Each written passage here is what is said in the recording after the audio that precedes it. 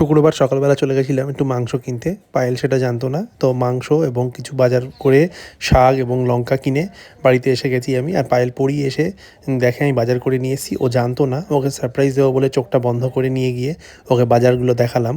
ও দেখো দেখে কি বলছে, কারণ আমি মনে করে অনেক কিছুই নিয়ে এসেছি যেগুলো ও আমাকে বলেওনি। কি ভেরি গুড। কি এনেছি? মাংস। আর আমার বর এনেছে বাজার করি সকাল সকাল। আর আর লাল শাক এনেছে। আর কি মনে করে এনেছি? আর লঙ্কা শেষ হয়ে গিয়েছিল, সেটা আবার মনে করে এনেছে। ও তো ভালো, বলো তো আমার বর। আর আর কি করেছি? আর জল ভরে এনেছে, ওই যে জল ভরে এনেছে। জল ভরে এনেছি?